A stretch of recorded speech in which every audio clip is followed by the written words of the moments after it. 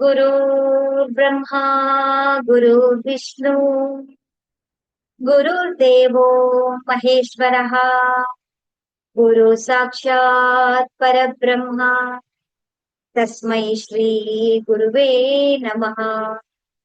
तस्मै श्री गुरुवे नमः। ರೇಖಿ ಮಾತೆಗೆ ಧನ್ಯವಾದಗಳು. ಬ್ರಹ್ಮ ವಿಷ್ಣು ಮಹೇಶ್ವರಿಗೆ ಧನ್ಯವಾದಗಳು. ನವ ದುರ್ಗಿಯರಿಗೆ ಧನ್ಯವಾದಗಳು. ನಮ್ಮ ನಿಮ್ಮೆಲ್ಲರ ತಂದೆ ತಾಯರಿಗೆ, ಪರಿವಾರದವರಿಗೆ, ಕುಲದೇವತೆ ಕುಲದೇವರುಗಳಿಗೆ, ಎಲ್ಲ ಗುರುಗಳಿಗೆ, ಸದ್ಗುರುಗಳಿಗೆ, ಋಷಿ ಮುನಿಗಳಿಗೆ, ಸಾಧು ಸಂತರಿಗೆ ಧನ್ಯವಾದಗಳು. ಬ್ರಹ್ಮಾಂಡದಲ್ಲಿರುವಂತಹ ದಿವ್ಯ ಶಕ್ತಿಗಳಿಗೆ ಹಾಗೂ ನಮ್ಮ ಜೊತೆಯಲ್ಲಿರುವಂತಹ ದಿವ್ಯ ಶಕ್ತಿಗಳಿಗೆ ಧನ್ಯವಾದಗಳು. ಅವರ ಆಶೀರ್ವಾದ, ಕರುಣೆ, ಕೃಪೆ ಸದಾ ಯಾವಾಗ್ಲೂ ನಮ್ಮೆಲ್ಲ ಜೊತೆ ಹೀಗೆ ಇರ್ಲಿ ಅಂತೇಳಿ ನಾವು ಪ್ರಾರ್ಥನೆಯನ್ನ ಮಾಡ್ಕೊಳ್ಳೋಣ.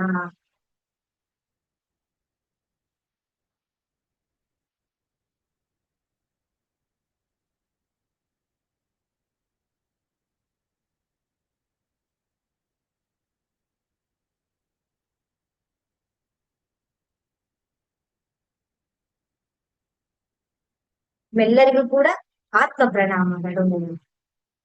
ಹರೇ ರಾಮ ಹರೇ ಕೃಷ್ಣ. ನಾವು ನಾವೆಲ್ಲರೂ ಕೂಡ ಈ ಒಂದು ಮೇ ತಿಂಗಳಿನಲ್ಲಿ ರೇಖಿ ಲೆವೆಲ್ 1-2 ನಾವು ಪ್ರಾರಂಭವನ್ನ ಮಾಡ್ತಾ ಇದ್ದೇವೆ. ಇವತ್ತು ಮೊದಲನೇ ದಿನವಾಗಿದೆ. ಈ ಒಂದು ಕ್ಲಾಸ್ ಅಲ್ಲಿ ನಾವು ರೇಖಿಯ ಬಗ್ಗೆ ನಾವು ಸಂಪೂರ್ಣ ಮಾಹಿತಿಗಳನ್ನ ನಾವು ತಿಳ್ಕೊಳ್ತಾ ಹೋಗಿದ್ದೀವಿ. ಹೌದಲ್ಲ? ಈ ಒಂದು ರೇಖಿ ಅಂತಂದ್ರೆ ಏನು? ರೇಖೆಯಲ್ಲಿ ಹಂತಗಳಿದ್ಯಾ? ಖಂಡಿತವಾಗ್ಲೂ ಇದೆ. ಹೇಗೆ ಅಂತ ಹೇಳಿದ್ರೆ, ನಾವು ಹೇಗೆ ಹೊರಗಡೆ ನಾವು 1ನೇ ಕ್ಲಾಸು, 2ನೇ ಕ್ಲಾಸು, 3ನೇ ಕ್ಲಾಸು, 4ನೇ ಕ್ಲಾಸು ಯಾವ ರೀತಿ ನಾವು ತರಗತಿಗಳನ್ನ ಒಂದೊಂದು ಹಂತಕ್ಕೆ ನಾವು ಹೋಗ್ತೀವಿ, ಹಾಗೆ ನಮ್ಮ ಆಧ್ಯಾತ್ಮಿಕ ಪ್ರಗತಿಯು ಕೂಡ ಹಂತವಾಗಿ ಮುಂದೆ ಸಾಗ್ತಾ ಇರ್ಬೇಕಾಗುತ್ತೆ. ಹಾಗೆ ನಾವು ಈ ಒಂದು ಹಂತಗಳನ್ನು ಕೂಡ ನಾವು ಕಲಿತಾ ನಾವು ಮುಂದೆ ಸಾಗ್ತಾ ಬರ್ತೀವಿ. ಹಾಗಾದ್ರೆ ರೇಖಿಯನ್ನ ಯಾರೆಲ್ಲ ಕಲಿಬಹುದು? ಎಲ್ಲರೂ ಕಲಿಬಹುದಾ? ಖಂಡಿತವಾಗ್ಲು ಯಾವುದೇ ರೀತಿಯಾದಂತಹ ಭೇದ ಭಾವಗಳಿಲ್ಲದೆ, ಹೆಣ್ಣು ಗಂಡು ಅನ್ನೋದಿಲ್ಲದೆ, ವಯಸ್ಸಿನ ಅಂತರವಿಲ್ಲದೆ ಪ್ರತಿಯೊಬ್ಬರೂ ಕೂಡ ಈ ಒಂದು ರೇಖಿ ವಿದ್ಯೆಯನ್ನ ಕಲಿ ಅಂತ ಹೇಳಿದ್ರೆ ಯಾರಿಗೆ ಕೇಳಿಸ್ತಾ ಇದೆಯಲ್ವಾ ನನ್ನ ವಾಯ್ಸು?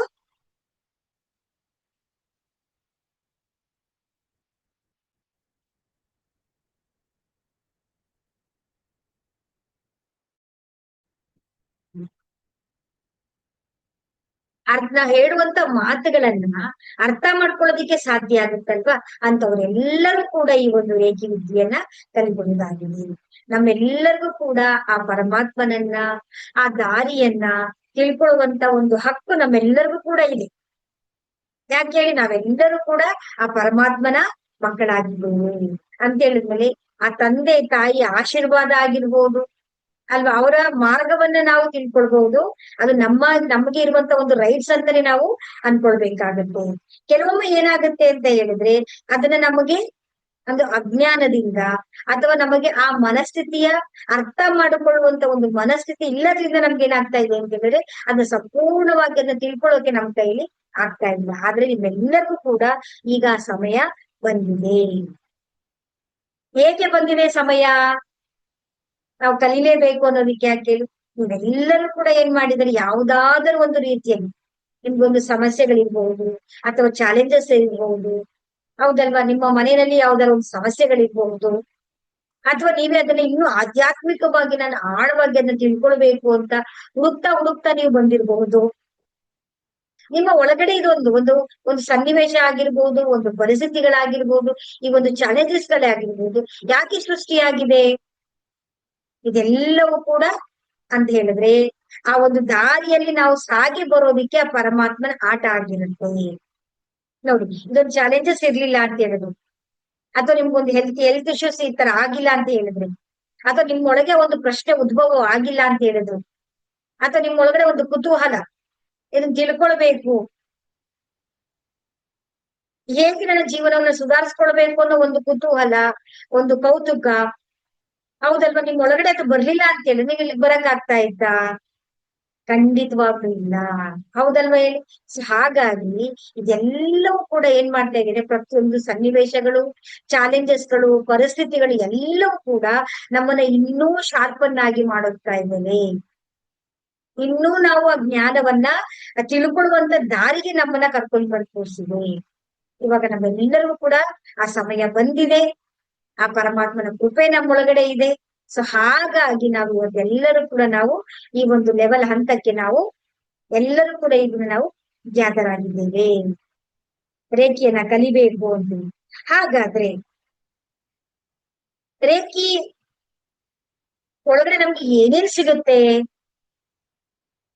ಏನೇನ್ ಪಡ್ಕೊಳ್ಬಹುದು ನಾವು ಅಂದ್ರೆ, ನೀವು ಸರಳವಾಗಿ ಇದನ್ನ ಕಲಿತಾ ಹೋಗ್ತಾ ಇರ್ತೀವ, ನಿಮ್ಮ ಎಲ್ಲ ರೀತಿಯಾದಂತಹ ಸಮಸ್ಯೆಗಳಿಗೆ ನಾವು ಪರಿಹಾರಗಳನ್ನ ಒಂದೊಂದಾಗಿ ಅದನ್ನ ಈರುಳ್ಳಿಯ ಸಿಪ್ಪೆಯನ್ನು ತೆಗೆದ ಹಾಗೆ ಅದನ್ನ ಬಿಡಿಸ್ತಾ ಬಿಡಿಸ್ತಾ ಬಿಡಿಸ್ತಾ ನಿಮಗೆ ಅದು ಪ್ರಶ್ನೆಗಳಿಗೆ ಉತ್ತರ ಸಿಗ್ತಾ ಹೋಗ್ತಾ ಇರುತ್ತೆ.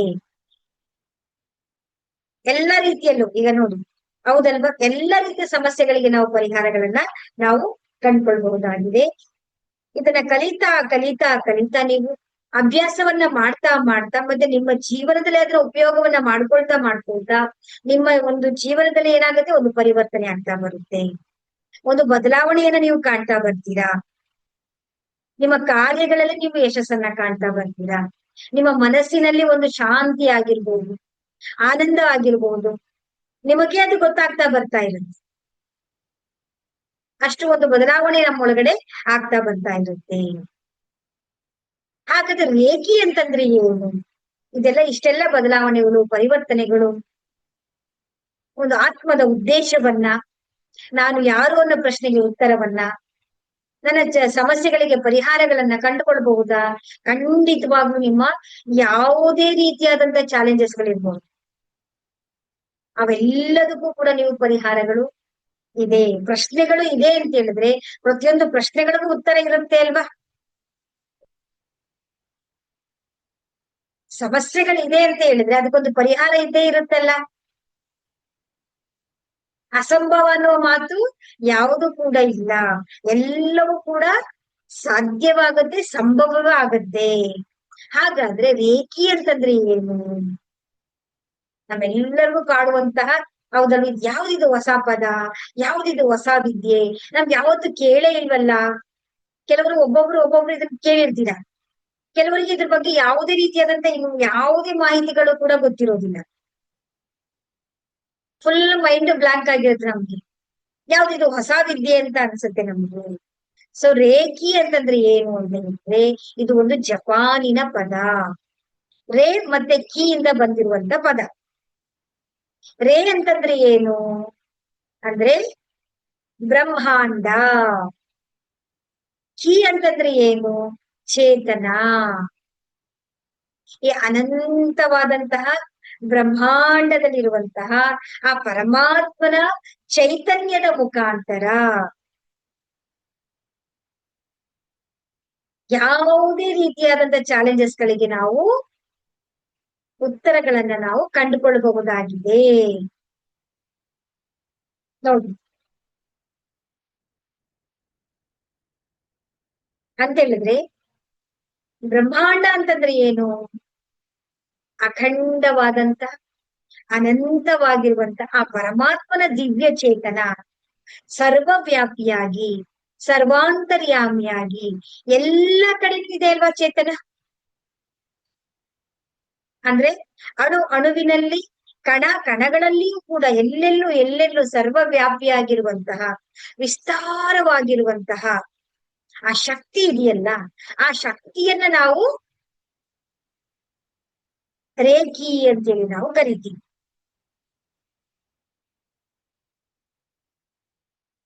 ಹೌದಲ್ವಾ? ನೋಡಿ, ಸಿಂಪಲ್ ಆಗಿ ಹೇಳೋದಾದ್ರೆ ಅಂತಂದ್ರೆ,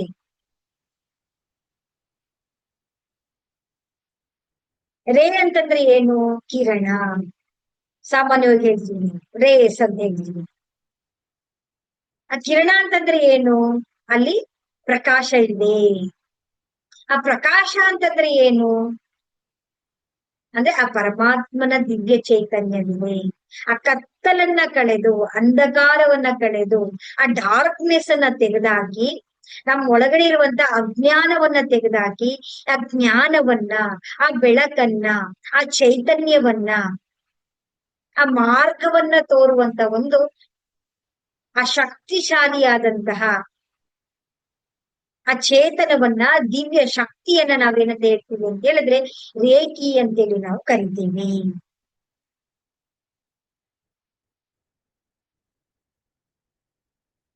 ಆದ್ರೆ ನಾವೆಲ್ಲ ಏನಂತ ಹೇಳ್ತೀವಿ ಅಂದ್ರೆ ಪರಮಾತ್ಮ. ಅಂದ್ರೆ ಆ ಪರಮಾತ್ಮನನ್ನ ನಾವು ಅರ್ಥ ಮಾಡ್ಕೊಳ್ಳೋದು, ಆ ಪರಮಾತ್ಮನನ್ನ ಕಾಣೋದು, ಅಂದ್ರೆ ಆ ದಾರಿಯನ್ನ ನಾವು ಅರ್ಥ ಮಾಡ್ಕೊಂಡ್ರೆ ಸಾಕಾಗತ್ತೆ. ಹೌದಲ್ವಾ? ಆ ದಾರಿಯನ್ನ ನಾವು ಅರ್ಥ ಮಾಡ್ಕೊಂಡ್ರೆ ನಮ್ಗೆ ಆ ಪರಮಾತ್ಮನ ಹತ್ರ ನಾವ್ ಏನ್ ಬೇಕೋ ಅದೆಲ್ಲವನ್ನು ಕೂಡ ಪಡ್ಕೊಳ್ಳೋದಕ್ಕೆ ನಮ್ಗೆ ಸಾಧ್ಯವಾಗುತ್ತೆ. ಆ ದಾರಿಯನ್ನೇ ನಾವೇನಂತ ಹೇಳ್ತೀವಿ ಅಂತ ಹೇಳಿದ್ರೆ ರೇಖಿ ಅಂತ ಹೇಳಿ ನಾವು ಕರಿತೀವಿ. ಹೇಗಿರುತ್ತೆ ಇದು ಒಂದು ರೇಖಿ, ಈ ಪರಮಾತ್ಮನ ಅಂತ ಹೇಳಿದ್ರೆ ನೀವು ನೋಡಿರ್ಬೋದು, ಆ ಪರಮಾತ್ಮನ ಒಂದು ಸೂರ್ಯನಿಗೆ ನಾವು ಹೋಲಿಸ್ಬೋದು. ಆ ಚೈತನ್ಯವನ್ನ ನಾವು, ಆ ಸೂರ್ಯನ ಕಿರಣಗಳು, ಆ ಪ್ರಕಾಶ ಇಡೀ ಪೃಥ್ವಿಯಲ್ಲಿ, ಈ ದೇಶಕ್ಕೆ ಬೇಡ, ಆ ಖಂಡಕ್ಕೆ ಬೇಡ, ಈ ಖಂಡಕ್ಕೆ ಬೇಡ, ಇವರು ಜಾಸ್ತಿ ಕೊಡೋಣ, ಅದು ಕಡಿಮೆ ಕೊಡೋಣ ಅಂತ ಏನೋ ತಾರತಮ್ಯ ಮಾಡುತ್ತಾ, ಏನು ಭೇದ ಭಾವ ಮಾಡಲ್ಲ. ಅದು ಎಲ್ಲರಿಗೂ ಕೂಡ ತನ್ನ ಕರ್ತವ್ಯವೇನು, ತಾನು ಏನ್ ಮಾಡ್ಬೇಕು ಅಂತಿರುತ್ತಲ್ಲ, ತನ್ನ ಕೆಲಸವನ್ನ ತಾನು ಮಾಡ್ತಾ ಇರುತ್ತೆ.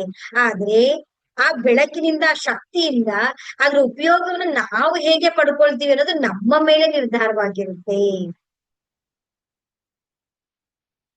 ಅಲ್ವಾ? ಎಲ್ಲರಿಗೂ ಕೂಡ ಆ ಸೂರ್ಯನ ಬಿಸಿಲು, ಕಿರಣ, ಬೆಳಕು ಎಲ್ಲ ಬರ್ತಾ ಇದೆ. ಅದ್ ನಾವ್ ಏನು ಹೇಗೆ ಉಪಯೋಗ ಮಾಡ್ಕೊಳ್ತಾ ಇದೀವಿ ನಾವ್ ಅದನ್ನ? ಹೌದಲ್ವಾ? ಆ ಸು ಆ ಸೂರ್ಯನ ಬಿಸಿಲನ್ನ ತಗೊಂಡು ನಾವು ಸೋಲಾರ್ ವಿದ್ಯುತ್ ಅನ್ನ ಮಾಡ್ತಾ ಇದೀವಾ? ಹೌದಲ್ವಾ? ಅಥವಾ ಅದರಿಂದ ಗಾಳಿಯನ್ನ ತಯಾರು ಮಾಡ್ತಾ ಇದೀವಾ?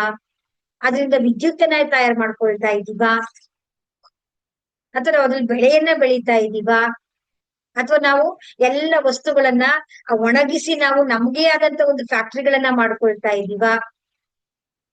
ನೋಡಿ, ವಿಧವಾಗಿ ನಾವು ಯಾವುದಾದ್ರೂ ಕೂಡ ನಾವು ನಮ್ಮ ಜೀವನದಲ್ಲಿ ಅದನ್ನ ಅಳವಡಿಸ್ಕೊಳ್ಬಹುದು. ಅದರಿಂದ ನಾವೇನ್ ಮಾಡ್ಬೋದು? ಪರಿವರ್ತನೆಯನ್ನ ಮಾಡ್ಕೊಳ್ಬಹುದು ನಾವು. ಅಂದ್ರೆ ಎಲ್ಲರಿಗೂ ಒಂದೇ ರೀತಿಯಾಗಿ ಸಿಗುವಂತ ಒಂದು ಚೈತನ್ಯವೇ ಆ ಪರಮಾತ್ಮ, ಆ ರೇಖಿ ಚೇತನ ಅಂತೇಳಿ ನಾವು ಕರಿತೀವಿ. ಎಲ್ಲರಿಗೂ ಕೂಡ ಸಮಾನತವಾಗಿ ಯಾವುದೇ ರೀತಿಯಾದಂತಹ ಒಂದು ಹೆಚ್ಚು ಕಡಿಮೆ ಇಲ್ಲದೆ ಸಿಗುತ್ತೆ ನಮ್ಗೆ. ಅದು ನಾವ್ ಏನ್ ಮಾಡ್ಬೇಕು ಅಲ್ವಾ? ಅದನ್ನ ಪಡ್ಕೊಳ್ಬೇಕು ಅಂದ್ರೆ ನಾವೇನ್ ಮಾಡ್ಬೇಕು? ಏನು ಮಾಡ್ಬೇಕಾಗಿಲ್ಲ. ಸಿಂಪಲ್ ಆಗಿ ನಾವೇನ್ ಮಾಡ್ಬೇಕು ಅಂದ್ರೆ ನಮ್ಮ ಸ್ವಲ್ಪ ಪ್ರಯತ್ನವನ್ನ ಹಾಕಿ ಈ 9 ದಿನಗಳ ಕಾಲ ನಿಧಾನವಾಗಿ ನಾವು ಒಂದೊಂದೇ ವಿಷಯವನ್ನ ನಾವು ಅದನ್ನ ತಿಳ್ಕೊಳ್ತಾ ಬರ್ಬೇಕಾಗತ್ತೆ. ಅದನ್ನ ತಿಳ್ಕೊಂಡಾಗ ನಾವೇನ್ ಮಾಡ್ತೀವಿ ಅಂತ ಹೇಳಿದ್ರೆ ಆ ಚೈತನ್ಯವನ್ನ ನಾವು ಆ ಶಕ್ತಿಯಿಂದ ನಮಗ್ ಏನ್ ಬೇಕು ಅದನ್ನ ಪಡ್ಕೊಳ್ಳೋದಿಕ್ಕೆ ನಾವು ಸಾಧ್ಯ ಆಗತ್ತೆ. ಹಾಗಾದ್ರೆ ಏನೆಲ್ಲ ಆಗತ್ತೆ ಈ ಒಂದು ರೇಖಿ ಕಲಿಯೋದ್ರಿಂದ? ಈಗ ನೋಡಿ, ಈಗ ನಮ್ಗೆ ಅರ್ಥ ಆಗಿದೆ, ಒಂದು ಅಭೂತವಾದ, ಅಖಂಡವಾದ, ಅನಂತವಾದಂತಹ, ಸದಾ ಎಲ್ಲರ ಜೊತೆಗೆ ಇರುವಂತ ಚೈತನ್ಯವೇ ಆ ಪರಮಾತ್ಮ. ಆ ಪರಮಾತ್ಮನ ಹತ್ರ ಯಾವ ಕೆಲಸ ಆಗಲ್ಲ ಅಂತ ಹೇಳಿ. ಹೌದಲ್ಲ? ಎಲ್ಲವೂ ಕೂಡ ಸಾಧ್ಯ ಆಗುತ್ತೆ. ಏನ್ ಆಗೋದಿಲ್ಲ ಅಂತ ಕೇಳ್ಬೇಕು ನಾವಿವಾಗ.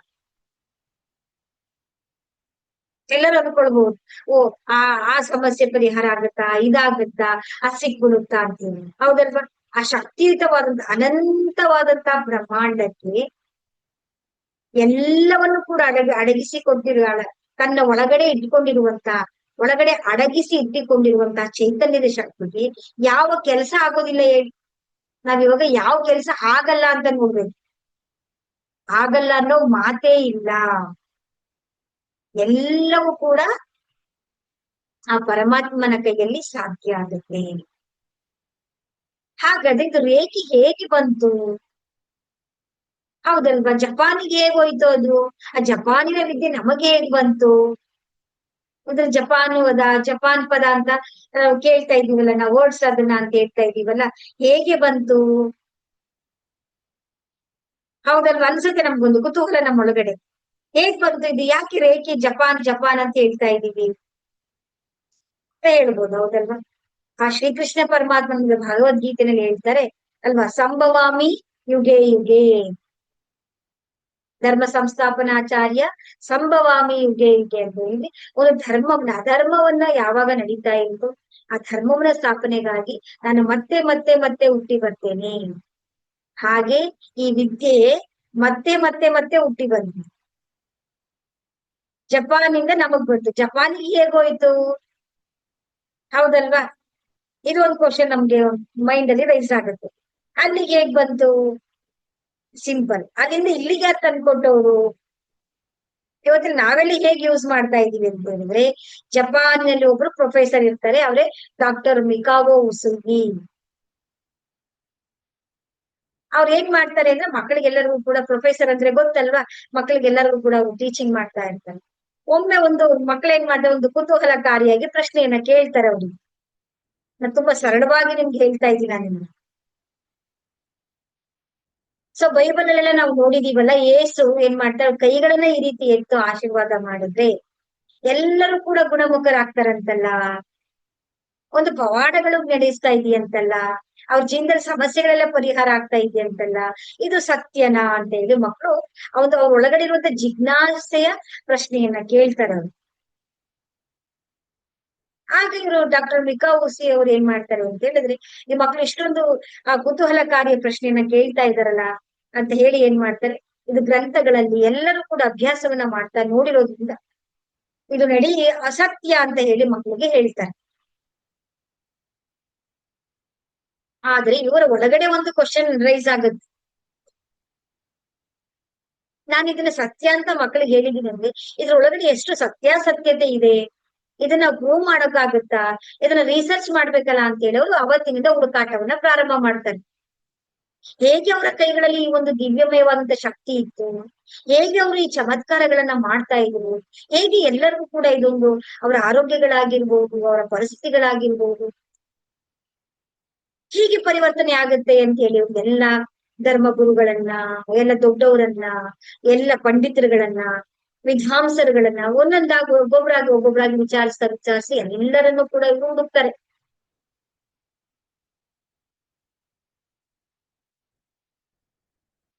ಎಲ್ಲಾ ಕಡೆಗೂ ಕೂಡ ಇವರು ಹುಡುಕ್ತಾ ಬರ್ತಾ ಇರ್ತಾರೆ. ಆದ್ರೆ ಇವ್ರಿಗೇನು ಅಂತ ಹೇಳಿದ್ರೆ ಎಲ್ಲೂ ಕೂಡ ಈ ಪ್ರಶ್ನೆಗೆ ಅವ್ರ ಹತ್ರ ಉತ್ತರ ಸಿಗೋದೇ ಇಲ್ಲ. ಇನ್ನು ಹಾಗೆ ಇನ್ನು ಬಿಡೋದೇ ಇವ್ರು ಈ ಒಂದು ಇಲ್ಲ ನಾನು ಅದನ್ನ ಹುಡುಕ್ಲೇಬೇಕು, ಆ ಒಂದು ಪ್ರಶ್ನೆಗೆ ಉತ್ತರವನ್ನ ನಾನು ಪಡ್ಕೊಳ್ಳೇಬೇಕು ಅಂತ ಹೇಳಿ ಅವ್ರು ಏನ್ ಮಾಡ್ತಾರೆ ಅಂದ್ರೆ ಮತ್ತೆ ಹುಡುಕ್ತಾ ಹುಡುಕ್ತಾ ಫ್ರೆಂಡ್ಸ್ ಹತ್ರ ಇರ್ತಾರೆ, ಒಬ್ಬ ಫ್ರೆಂಡ್ ಇರ್ತಾರೆ ತುಂಬಾ ಆತ್ಮೀಯವಾದಂತ ಅವರು ಕೂಡ ಜ್ಞಾನವಂತರು, ರಾಬರ್ಟ್ ಅಂತ ಹೇಳಿ. ಆ ರಾಬರ್ಟ್ ಹತ್ರ ಇವ್ರು ಏನ್ ಮಾಡ್ತಾರೆ, ಡಿಸ್ಕಸ್ ಮಾಡ್ತಾರೆ, ಚರ್ಚೆ ಮಾಡ್ತಾರೆ. ನನ್ಗೆ ಈ ತರ ಪ್ರಶ್ನೆಗಳಿದೆ, ನನ್ನ ಮಕ್ಕಳು ಈ ತರ ಕೇಳ್ತಾ ಇದ್ದಾರೆ, ನನ್ಗೆ ಆ ಪ್ರಶ್ನೆಗೆ ಎಲ್ಲೂ ಕೂಡ ನನಗೆ ಉತ್ತರ ಸಿಗ್ತಾ ಇಲ್ಲ, ನನಗೆ ತುಂಬಾ ಬೇಸರ ಆಗಿದೆ, ಏನ್ ಮಾಡುದು ಅನ್ನೋದು ಕೂಡ ನನಗೆ ಗೊತ್ತಾಗ್ತಾ ಇಲ್ಲ, ಇದು ಸತ್ಯನ ಇಲ್ವಾ ಅಂತ ಹೇಳಿ ನಾನು ಯಾವ ರೀತಿ ನಾನು ಇದನ್ನ ಕಂಡ್ಕೊಳ್ಬೇಕು, ನಾನು ಈ ಪ್ರಶ್ನೆಗೆ ಉತ್ತರವನ್ನ ನಾನು ತಿಳ್ಕೊಳ್ಬೇಕು ಅಂತ ಹೇಳಿ ಅವ್ರು ಹೇಳಿದಾಗ ರಾಬರ್ಟ್ ಹೇಳ್ತಾರೆ, ಸೊ ಇದರ ಮಾಹಿತಿಗಳು, ಇದ್ರ ಬಗ್ಗೆ ಜ್ಞಾನ ನಿನಗೆ ಭಾರತ ದೇಶದಲ್ಲಿ ನಿನಗೆ ಸಿಗತ್ತೆ, ಒಮ್ಮೆ ಅಲ್ಲಿ ಹೋಗಿ ನೀನು ನೋಡು ಅಂತ ಹೇಳ್ತಾರೆ. ಡಾಕ್ಟರ್ ಮಿಕಾ ಉಸೈ ಅವರು ನಮ್ಮ ಈಗಿನ ಭಾರತದ ವಾರಣಾಸಿಗೆ ಬರ್ತಾರೆ ನೋಡಿ. ಅಲ್ಲಿಗೆ ಬಂದು ನಮ್ಮಲ್ಲಿರುವಂತಹ ಗ್ರಂಥಗಳನ್ನ, ಮಾಹಿತಿಗಳನ್ನ ಎಲ್ಲವನ್ನ ಹುಡುಕ್ತಾ ಇದ್ದಾಗ ಭಗವಾನ್ ಬುದ್ಧರ ಒಂದು ಪುಸ್ತಕ ಅವರಿಗೆ ಸಿಗತ್ತೆ. ಅದೇ ಕಮಲ ಸೂತ್ರ ಅಥವಾ ಲೋಟಸ್ ಸೂತ್ರ ಅಂತ. ಇದು ಯಾವ ಭಾಷೆಯಲ್ಲಿ ಬರ್ದಿರುತ್ತೆ ಅಂದ್ರೆ ಪಾಳಿ ಭಾಷೆಯಲ್ಲಿ, ಪಾಳಿ ಲ್ಯಾಂಗ್ವೇಜ್ ಅಂತ ಹೇಳ್ತಾರೆ. ಆ ಲ್ಯಾಂಗ್ವೇಜ್ ಅಲ್ಲಿ ಬರ್ದಿರುವಂತ ಕಲ್ತು ಅದನ್ನ ತಿಳ್ಕೊಂಡು ನೋಡಿ ಅದನ್ನ ಅಧ್ಯಯನವನ್ನ ಮಾಡ್ತಾರೆ ಅವರು. ಆಗ ಅವರಿಗೆ ಸಿಗುವಂತ ಮಾಹಿತಿ ಏನು ಅಂತ ಹೇಳಿದ್ರೆ, ಸತತವಾಗಿ ನಾನು ಧ್ಯಾನವನ್ನ ಮಾಡಿದ್ರೆ 21 ದಿನಗಳ ಕಾಲ ಧ್ಯಾನವನ್ನ ಮಾಡಿದಾಗ ಆ ಒಂದು ಚೈತನ್ಯದೊಂದಿಗೆ ನಾವು ಕನೆಕ್ಷನ್ ಆಗ್ತೀವಿ. ಆ ಶಕ್ತಿಯನ್ನು ನಾವು ಪಡ್ಕೊಳ್ಬಹುದು ಅನ್ನೋದು ಅವ್ರಿಗೆ ಅರಿವಿಗೆ ಬರುತ್ತೆ. ನೋಡಿ, ಈ ಎಲ್ಲ ವಿದ್ಯೆಯನ್ನ ಮಾಹಿತಿಗಳನ್ನ ತಿಳ್ಕೊಂಡವ್ರು ಏನ್ ಮಾಡ್ತಾರೆ ಅಂತ ಹೇಳಿದ್ರೆ ತಮ್ಮ ದೇಶಕ್ಕೆ ಹೋಗ್ತಾರೆ. ಜಪಾನಿಗೆ ಹೋಗ್ತಾರೆ. ಜಪಾನ್ನಲ್ಲಿ ಅವರ ಸುತ್ತಮುತ್ತ ಇರುವಂತ ಒಂದು ಮೌಂಟ್ ಕುರಾಮ ಅಂತೇಳಿ ಒಂದು ಪರ್ವತ ಇರುತ್ತೆ, ಒಂದು ಬೆಟ್ಟದ ತರ. ನಾನ್ ಧ್ಯಾನವನ್ನ ಮಾಡ್ಬೇಕು ಅಂತ ಹೇಳಿ ಅಲ್ಲಿ ಅವರು ಧ್ಯಾನಕ್ಕೆ ಹೋಗ್ತಾರೆ. 21 ದಿನಗಳ ಕಾಲ ನಾನು ಧ್ಯಾನವನ್ನ ಮಾಡ್ಬೇಕು ಅಂತ ಹೇಳಿ ಅವ್ರು ಏನ್ ಮಾಡ್ತಾರೆ ಅಂತ ಹೇಳಿದ್ರೆ 21 ಕಲ್ಲುಗಳನ್ನ ತಗೊಂಡು ಅವರು ಅಲ್ಲಿಗೆ ಹೋಗ್ತಾರೆ.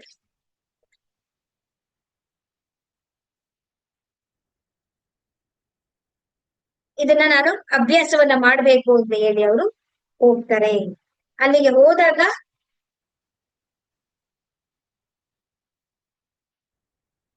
21 ಕಲ್ಲುಗಳನ್ನ ತಗೊಂಡು ಬೆಟ್ಟಕ್ಕೆ ಹೋಗಿ ಕೂತ್ಕೊಳ್ತಾರೆ. 1 ದಿನ ಆಗತ್ತೆ, 2 ದಿನ ಆಗತ್ತೆ, 3 ದಿನ ಆಗತ್ತೆ. ಈಗ ನಿರಂತರವಾಗಿ ಅವರು ಧ್ಯಾನವನ್ನ ಮಾಡ್ತಾ ಬರ್ತಾರೆ ಉಪವಾಸದಲ್ಲಿ. ದಿನ 10 ದಿನ, 15 ದಿನ, 16 ದಿನ, ಏನು ಅವ್ರಿಗೆ ಗೊತ್ತಾಗೋದಿಲ್ಲ, ಏನು ಅರಿವಿಗೆ ಬರ್ತಾ ಇಲ್ಲ. ತಳಮಳ, ಒಂಥರ ಅವರಿಗೆ ಈಗೇನಪ್ಪ ಮಾಡೋದು, ಯಾವ ರೀತಿ ಅಂತ ಹೇಳಿ. ಆದ್ರೂ ಅವ್ರ ಹಠವನ್ನ ಬಿಡೋದಿಲ್ಲ. 20 ದಿನ ಆಗತ್ತೆ. ಇನ್ನು ಒಂದೇ ಒಂದ್ ಕಲ್ಲಿರುತ್ತೆ, ಇನ್ನು ಒಂದೇ ಒಂದ್ ದಿನ ಇರುತ್ತೆ. ನೋಡಿ, ಅವ್ರಿಗೆ ಊಟ ಇಲ್ಲ, ನಿದ್ರೆ ಇಲ್ಲ, ಸರಿಯಾದಂತ ಯಾವುದೇ ರೀತಿ ವ್ಯವಸ್ಥೆಗಳಿರಲ್ಲ. ಆದ್ರೂ ಕೂಡ ಅವರು ಆರಾಮವಾಗಿ ನೋಡಿ, ನಾವುಗಳಾದ್ರೆ ಏನ್ ಮಾಡ್ತಿದ್ವಿ, ಚಿಂತೆ ಮಾಡ್ತೀವಿ. ಕೊನೆಯ ದಿನ ಇರುತ್ತೆ. ಕೊನೆಯ ದಿನದಲ್ಲಿ ಅವ್ರು ಏನ್ ಮಾಡ್ತಾರೆ ಅಂತ ಹೇಳಿದ್ರೆ ಅವ್ರು ಧ್ಯಾನಕ್ಕೆ ಕೂತ್ಕೊಳ್ತಾರೆ. ಧ್ಯಾನಕ್ಕೆ ಕೂತಾಗ ಅವ್ರಿಗೆ ಒಂದು ಅನಂತವಾದಂತಹ ಆ ಒಂದು ಅನುಭವ ಅವರ ಒಳಗಡೆ ಬರುತ್ತೆ. ಅಂದ್ರೆ ಆ ದಿವ್ಯ ಚೈತನ್ಯದೊಂದಿಗೆ ಅವರು ಕನೆಕ್ಷನ್ ಆಗ್ತಾರೆ. ಆಗ ಅವ್ರಿಗೆ ಏನಾಗುತ್ತೆ ಅಂತ ಹೇಳಿದ್ರೆ ಅವ್ರೊಂಥರ ಎಚ್ಚರಿಕೆ ಇರೋದಿಲ್ಲ ಅವ್ರಿಗೆ. ಅದು ಅನ್ಕಾನ್ಶಿಯಸ್ ಅಲ್ಲ ಅದು ಅಂತ ಹೇಳಿದ್ರದ್ನ ಸಮಾಧಿಯ ಸ್ಥಿತಿ ಅಂತ ಹೇಳಿ ಹೇಳ್ಬೋದು ನಾವು. ಅಂದ್ರೆ ಆ ಉನ್ನತವಾದಂತ ಸ್ಥಿತಿಯನ್ನ ಅವರು ತಲುಪ್ತಾರೆ. ಅಂತ ಹಂತಕ್ಕೆ ಅವರು ರೀಚ್ ಆದಾಗ ಅವ್ರಿಗೆ ಏನ್ ಆಗ್ತಾ ಇದೆ, ಏನ್ ನಡೀತಾ ಇದೆ, ಏನು ಗೊತ್ತಾಗೋದಿಲ್ಲ ಅವ್ರಿಗೆ. ಅವರು ಜಾಗೃತರಾದಾಗ ತುಂಬಾ ಸಮಯ ಆಗ್ಬಿಟ್ಟಿರುತ್ತೆ ಅವ್ರಿಗೆ. ಆಗ ಅವರು ತಮ್ಮನ್ನೇ ತಾವು ನೋಡ್ಕೊಂಡಾಗ ಅವರ ಶರೀರದಲ್ಲಿ ಯಾವುದೇ ರೀತಿಯಾದಂತ ಆಯಾಸಗಳಾಗ್ಲಿ, ಬಳಲಿಕೆಯಾಗ್ಲಿ, ಬಾಯಾರಿಕೆಯಾಗ್ಲಿ ಯಾವುದು ಇರೋದಿಲ್ಲ ಅವರಿಗೆ. ನೋಡಿ, ಉಲ್ಲಾಸ, ಉತ್ಸಾಹ, ಒಂಥರ ಹುರುಪು, ಚೈತನ್ಯ ಎಲ್ಲವೂ ಕೂಡ ಅವರಿಗೆ ಅವರ ಶರೀರದಲ್ಲಿ ಒಂದು ಸ್ವಾಭಾವಿಕವಾಗಿ ಬಂದಿರುತ್ತೆ. ತುಂಬಾ ಸಂತೋಷದಿಂದ, ಖುಷಿಯಿಂದ, ಎಂತ ಒಂದು ಅದ್ಭುತ ಇವತ್ತು ನನಗೆ, ಹೌದಲ್ವಾ? ಅವ್ರು ಏನ್ ಪಡ್ಕೊಳ್ಬೇಕು ಅಂತ ಅನ್ಕೊಳ್ತಾರೋ, ಏನ್ ಗಳಿಸ್ಕೊಳ್ಬೇಕು, ಏನ್ ಕಾಣಬೇಕು ಅಂತ ಹೇಳ್ತಾರೋ ಅದನ್ನ ಅವರು ಆ ಅರಿವನ್ನ ಪಡ್ಕೊಳ್ತಾರೆ ಅವ್ರು.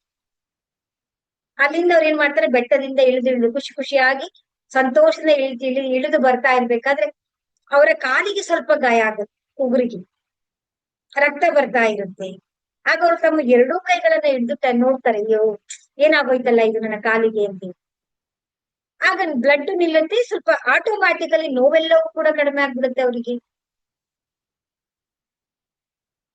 ಅವ್ರಿಗೆ ಅರಿವಿಲ್ಲ ನೋಡಿ. ಅದೊಂದು ಮೊದಲನೇ ಒಂದು ಒಂದು ಹೀಲಿಂಗ್ ಆಗಿರುವಂತದ್ದು. ಅಂದ್ರೆ ಫಸ್ಟ್ ಹೀಲಿಂಗ್ ಅಂತಾನೆ ಕರಿಬಹುದು ನಾವು ಅದನ್ನ. ಆಟೋಮ್ಯಾಟಿಕಲಿ ನೋವೆಲ್ಲ ಕಡಿಮೆ ಆಗ್ಬಿಡುತ್ತೆ. ಆಶ್ಚರ್ಯಚಕಿತರಾಗಿ ಮತ್ತೆ ಇಳಿದು ಬರ್ತಾರೆ, ಕೆಳಗಡೆ ಬರ್ತಾರೆ. ಊಟವನ್ನ ಮಾಡ್ಬೇಕು, ನಾನು ಉಪವಾಸ ಇದ್ದೀನಿ ಅಂತ ಹೇಳಿ ಒಂದು ಹೋಟೆಲ್ಗೆ ಹೋಗ್ತಾರೆ. ಅಲ್ಲಿ ಓನರ್ ಅವ್ರ ಜೊತೆ ಎಲ್ಲ ಮಾತಾಡ್ತಾ ಇರ್ತಾರೆ, ಕೇಳ್ತಾರೆ, ಪ್ರಶ್ನೆಯನ್ನ ಮಾಡ್ತಾರೆ. ಈ ತರ ಧ್ಯಾನಕ್ಕೆ ಬಂದಿದ್ದೆ ನಾನು, ಸ್ವಲ್ಪ ಅದು ಗಡ್ಡ ಎಲ್ಲ ಬಿಟ್ಟಿರ್ತಾರೆ ಅಲ್ವಾ, ಸ್ವಲ್ಪ 21 ದಿನಗಳ ಕಾಲ ಅಂತ ಹೇಳಿದ್ರೆ.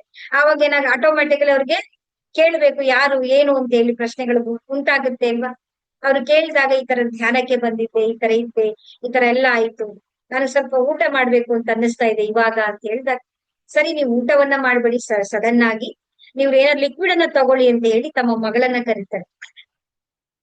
ಸ್ವಲ್ಪ ಜ್ಯೂಸ್ ಏನಾದ್ರು ತಂದ್ಕೊಡೋರಿಗೆ ಅಂತ. ಆ ಮಗು ಏನ್ ಮಾಡುತ್ತೆ, ಒಂದ್ ಮಗಳು ತನ್ನ ಜ್ಯೂಸ್ ಅನ್ನ ತಗೊಂಡ್ ಬರ್ತಾ ಇರ್ತಾಳೆ. ಬರ್ಬೇಕಾದ್ರೆ ಅವ್ರ ಕೆನ್ನೆ ಏನಾಗುತ್ತೆ, ತುಂಬಾ ಊದ್ಕೊಂಡು ನೋವಾಗಿರುತ್ತೆ, ಮುಖದಲ್ಲಿ ಒಂಥರ ಸಪ್ಪೆ ಮುಖವನ್ನ ಹಾಕೊಂಡು ತಗೊಂಡ್ ಬರ್ತಾ ಇರುತ್ತೆ. ಕೇಳ್ತಾರೆ, ಯಾಕೆ ನೀನ್ ಈ ತರ ಇದೆಯಾ ಅಂತ. ನನ್ ನೋವಿದೆ ನನಗೆ ಇಲ್ಲಿ ಅಂತ ಆ ಮಗು ಹೇಳುತ್ತೆ. ಆಗ ಅವ್ರು ಹೇಳ್ತಾರೆ, ಓನರ್ ಹತ್ರ ಕೇಳ್ಬಿಟ್ಟು, ನಾವ್ ಒಂದ್ಸಲ ನೋಡ್ರ ಅದನ್ನ ಏನಾಗಿದೆ ಅಂತ ಹೇಳಿ ಅಂತ ಕೇಳ್ದಾಗ ಅದನ್ನ ನೋಡ್ತಾರೆ. ತಮ್ಮ ಕೈಗಳನ್ನ ಅಲ್ಲಿ ಆ ಕೆನ್ನೆಯ ಮೇಲೆ ಇಡ್ತಾರೆ. ಆಟೋಮ್ಯಾಟಿಕಲಿ ನೋವು ಕಡಿಮೆ ಆಗ್ಬಿಡುತ್ತೆ, ಮಾಯ ಆಗ್ಬಿಡುತ್ತೆ.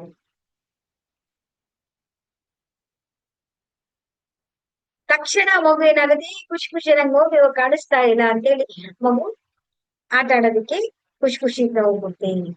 ಅಲ್ಲಿಂದ ಪ್ರಾರಂಭವಾದಂತ ಇವರ ಯಾತ್ರೆ, ಅಲ್ಲಿಂದ ತಮ್ಮ ಕುಟುಂಬದವರಿಗೆ, ಸ್ನೇಹಿತರಿಗೆ, ಎಲ್ಲರಿಗೂ ಒಬ್ಬೊಬ್ರಾಗಿ ಇವರು ಅವರ ಹೀಲಿಂಗ್ ಉಪಚಾರವನ್ನ ಮಾಡ್ತಾ ಮಾಡ್ತಾ ಮಾಡ್ತಾ ಅಲ್ಲಿಂದ ಒಬ್ಬೊಬ್ರು ರೆಡಿ ಆಗ್ತಾ, ಮಾಸ್ಟರ್ಸ್ ಗಳೆಲ್ಲರೂ ಕೂಡ ರೆಡಿ ಆಗ್ತಾ ಈ ಒಂದು ರೇಖಿ ವಿದ್ಯೆ ಅಲ್ಲಿಂದ ಪ್ರಾರಂಭ ಆಗುತ್ತೆ. ಅಲ್ಲಿಂದ ಪ್ರಾರಂಭವಾದಂತ ವಿದ್ಯೆ ನೋಡಿ ಎಲ್ಲಿಗ ಪುನಃ ಮತ್ತೆ ನಮ್ಮ ಭಾರತಕ್ಕೆ ರೇಖಿ ಅಂತ ಎನ್ನುವುದರ ಮುಖಾಂತರ ಬಂದಿದೆ. ಆದ್ರೆ ಈ ವಿದ್ಯೆಯನ್ನ ನಮ್ಮ ಗ್ರಂಥಗಳಲ್ಲಿ ಸ್ಪರ್ಶ ಚಿಕಿತ್ಸೆ ಅಥವಾ ಪ್ರಾಣ ಶಕ್ತಿ, ಪ್ರಾಣಿಕ್ ಹೀಲಿಂಗ್ ಅಂತ ಹೇಳಿ, ನಾವು ನೋಡಬಹುದು ಪ್ರಾಣಾಯಾಮ, ಪ್ರಾಣ ಶಕ್ತಿ ಅಂತ ಹೇಳಿ ನಾವು ಏನ್ ಕರಿತೀವಲ್ಲ, ಅದೇ ನಮ್ಮ ಈ ಒಂದು ವಿದ್ಯೆ. ನೋಡಿ, ನಮ್ಮ ದೇಶದಲ್ಲಿರುವಂತ ವಿದ್ಯೆಯನ್ನ, ಆ ವಿದ್ಯೆ ಅಂದ್ರೆ ಜ್ಞಾನ, ಅದು ಎಲ್ಲರ ಸ್ವತ್ತು ಅಲ್ವಾ ಜ್ಞಾನ ಅನ್ನೋದು. ಆ ಪರಮಾತ್ಮ ಅನ್ನೋದು ನಮಗೆ ನಿಮಗೆ ಮಾತ್ರನ? ಎಲ್ಲರಿಗೂ ಅಲ್ವಾ ಆ ಜ್ಞಾನ. ಅಲ್ಲಿ ಜಪಾನ್ ದೇಶಕ್ಕೆ ಹೋಗಿ ಅಲ್ಲಿ ಹೆಚ್ಚು ವಿಶ್ವ ಪ್ರಖ್ಯಾತಿಯನ್ನ ಪಡೆದು ಇವತ್ತು ಎಲ್ಲ ದೇಶಗಳಲ್ಲೂ ಕೂಡ ಇದನ್ನ ಕಲಿತಾ ಇದ್ದಾರೆ. ಅಲ್ಲಿಂದ ಮತ್ತೆ ನಮ್ಮ ಭಾರತ ದೇಶಕ್ಕೆ ಬಂದಿದ್ವಿ. ನಾವಿವತ್ತು ಅದನ್ನ ರೇಖಿ ಅಂತ ಹೇಳಿ ಕಲಿತಾ ಇದ್ದೀವಿ. ಹೊಸದು, ಇದ್ರ ಬಗ್ಗೆ ನಾವು ತಿಳಿದಿಲ್ಲ ಅಂತ ಅನ್ಕೊಳ್ತೀವಿ. ಈ ವಿದ್ಯೆ ನಮ್ಮ DNA ಒಳಗಡೆನೆ ಇದೆ, ನಮ್ಮ ಒಳಗಡೆ.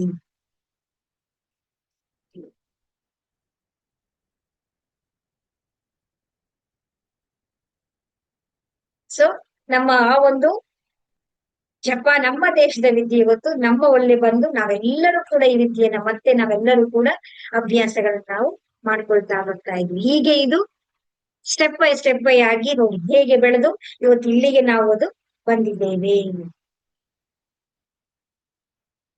ನಮ್ಮಲ್ಲಿ ಏನಾಯ್ತು, ಈ ವಿದ್ಯೆ ಗುರು ಪರಂಪರಾ ವಿದ್ಯೆ ಇದೆ. ಗುರು ಶಿಷ್ಯರ ರೀತಿಯಲ್ಲಿ ಒಬ್ರಿಂದ ಒಬ್ರಿಗೆ ಸಾಕ್ತಾ ಬರ್ತಾ ಇತ್ತು. ಆ ವಿದ್ಯೆಯನ್ನ ಇವತ್ತು ನಾವು ನಾವೆಲ್ಲರೂ ಕೂಡ ಕಲಿತಾ ಇರೋದಕ್ಕೆ ನಾವೆಷ್ಟು ಕೂಡ ಪುಣ್ಯಶಾಲಿಗಳು, ಭಾಗ್ಯವಂತರು ಅಂತ ಹೇಳಿದ್ರೆ ಅದನ್ನ ನಾವು ಮಾತಿನಲ್ಲಿ ನಾವು ವರ್ಣನೆ ಮಾಡೋದಿಕ್ಕೆ ಸಾಧ್ಯನೇ ಆಗೋದಿಲ್ಲ. ಈ ವಿದ್ಯೆ ಅಷ್ಟು ಪ್ರಚಲಿತವಾಗಿ ಇವತ್ತು ಪ್ರಾರಂಭವಾಗಿದೆ ಅಂತ ಹೇಳಿದ್ರೆ 1980ರಿಂದ ಉಸುಯಿ ಅವರ ಶಿಷ್ಯರಾದಂತ ಚಿಚಿರೋ ಹಯಾಶಿ ಅಂತ ಹೇಳಿ ಅವರೊಬ್ರು ನಿವೃತ್ತ ನೌಕಾಧಿಕಾರಿ ಆಗಿರ್ತಾರೆ. ಅವರು ಮೊದಲಿಗೆ ಅಭ್ಯಾಸವನ್ನ ಮಾಡ್ಕೊಳ್ತಾರೆ. ಅವರಿಂದ ನಂತರ ಒಬ್ರು ಮಹಿಳೆ ಬರ್ತಾರೆ, ಹವಾಯೋ ಥಕಾಟ ಅಂತ ಹೇಳಿ. ಇವರು ತುಂಬಾ ಅಂದ್ರೆ ಆ ಜಪಾನ್ ದೇಶದಿಂದ ಬೇರೆ ಬೇರೆ ಬೇರೆ ಎಲ್ಲ ಪಾಶ್ಚಿಮಾತ್ಯ ದೇಶಗಳಿಗೆ ಇವರು ಅದನ್ನ ಹರಡುವಂತ ಒಂದು ಕೆಲಸವನ್ನ ಮಾಡುವಂತವ್ರು ಯಾರು ಅಂತ ಹೇಳಿದ್ರೆ ಹವಾಯೋ ಥಕಾಟ. ಅಲ್ಲಿಂದ ಪ್ರಾರಂಭ ಆಗುತ್ತೆ ನೋಡಿ. ಅಲ್ಲಿಂದ 1980ರಿಂದ ಪ್ರಾರಂಭವಾಗಿದ್ದಂತ ವಿದ್ಯೆ ಮೊದಲಿಗೆ ಎಷ್ಟು ಇರ್ತಾರೆ ಅಂದ್ರೆ 22 ಮಾಸ್ಟರ್ಗಳಿರ್ತಾರೆ. ಅವರಿಂದ ಇವತ್ತು ಇಡೀ ಪ್ರಪಂಚದಾದ್ಯಂತ ಎಲ್ಲಾ ಕಡೆನೂ ಕೂಡ ಇದು ಹರಡ್ಕೊಳ್ತಾ ಬರ್ತಾ ಇದೆ. ಈ ವಿದ್ಯೆಯನ್ನ ಜಪಾನ್ ನಲ್ಲಿ ಕೀ ಅಂತ ಕರೀತಾರೆ. ಚೀನಿ ಭಾಷೆಯಲ್ಲಿ ಇದನ್ನ ಚೀ ಅಂತ ಹೇಳ್ತಾರೆ. ಪ್ರಾಣ ಶಕ್ತಿಯನ್ನ ಅಂದ್ರೆ ಆ ಒಂದು ಯೂನಿವರ್ಸಲ್ ಫೋರ್ಸ್ ಎನರ್ಜಿ ಅಂತೇಳಿ ನಾವು ಕರಿತೀವಿ. ಅಂದ್ರೆ ಅದನ್ನ ನಮ್ಮ ಇದರಲ್ಲಿ ಬ್ರಹ್ಮಾಂಡದ ಶಕ್ತಿ, ಬ್ರಹ್ಮಾಂಡ ಅಂತೇಳಿ ನಾವು ಕರಿತೀವಿ. ಆ ಯೂನಿವರ್ಸಲ್ ಚೈತನ್ಯದ ಶಕ್ತಿಯನ್ನ ಎಲ್ಲರೂ ಕೂಡ ಅದರ ಉಪಯೋಗವನ್ನ ಪಡ್ಕೊಂಡು ನಾವು ನಮ್ಮ ಚಾಲೆಂಜಸ್ ಗಳಿಂದ ನಾವು ಹೊರಗಡೆ ಬರುವುದಾಗಿದೆ.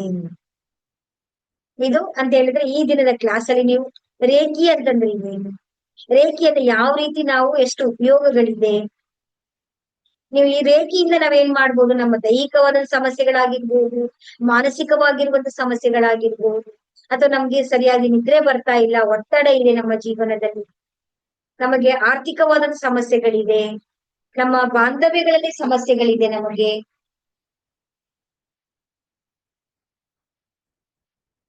ಇವೆಲ್ಲ ಯಾವುದೇ ರೀತಿಯಾದಂತಹ ಚಾಲೆಂಜಸ್ ಗಳಿದ್ರು ಕೂಡ ಅವುಗಳಿಂದ ನಾವೇನ್ ಮಾಡ್ಬೋದು, ನಾವು ಹೊರಗೆ ಬರೋದಕ್ಕೆ ನಮ್ಗೆ ಇದಕ್ಕೆ ಸಹಾಯ ಮಾಡ್ಬೋದು. ಎಲ್ಲ ರೀತಿಯಲ್ಲೂ ಕೂಡ ನಮಗೆ ಮಾರ್ಗದರ್ಶನವನ್ನ, ಸಹಾಯವನ್ನ ತೋರಿಸಿ ನಮ್ಗೆ ಗೈಡೆನ್ಸ್ ಅನ್ನ ಮಾಡ್ಕೊಳ್ತಾ ಬರ್ತಾ ಇದೆ. ಅದು ಒಂದೊಂದಾಗಿ ನಾವು ತಿಳ್ಕೊಳ್ತಾ ಬರೋಣ. ನಾಳಿನ ಕ್ಲಾಸ್ ಅಲ್ಲಿ ನೀವು ಇನ್ನು ಹೆಚ್ಚಿನಾಗಿ ನೀವು ವಿಷಯಗಳನ್ನ ಅಂತ ಹೇಳಿದ್ರೆ ಯಾವ್ಯಾವ್ದು ವಿಷಯಗಳನ್ನ ತಿಳ್ಕೊಳ್ತೀರಾ ಅಂತ ಹೇಳಿದ್ರೆ, ಚಕ್ರಗಳು ಅಂತಂದ್ರೆ ಏನು, ಆ ಚಕ್ರ ನಮ್ಮ ಶರೀರದಲ್ಲಿರುವಂತ ಪಂಚತತ್ವಗಳು ಯಾವುದು, ರೇಖೆಯ ಪಂಚ ನಿಯಮಗಳು ಯಾವುದು, ಇದು ಯಾವ ರೀತಿ ಕೆಲಸವನ್ನ ಮಾಡುತ್ತೆ ಅನ್ನೋದನ್ನ ಕಂಪ್ಲೀಟ್ ಆಗಿ ನಾವು ನಾಳಿನ ವಿಷಯಗಳು ನಾವು ತಿಳ್ಕೊಳ್ಳೋಣ ಇದರಲ್ಲಿ. ಸೊ ಎಲ್ಲರಿಗೂ ಕೂಡ ಒಳ್ಳೇದಾಗ್ಲಿ. ನಾನು ತುಂಬಾ ಸರಳವಾಗಿ ನಿಮ್ಗೆ, ತುಂಬಾ ಈಸಿಯಾಗಿ ನಾನು ನಿಮ್ಗೆ ಇದನ್ನ ಜ್ಞಾನವನ್ನು ನಿಮ್ಗೆ ಹೇಳ್ಕೊಡ್ತಾ ಬರ್ತಾ ಇದ್ದೀನಿ.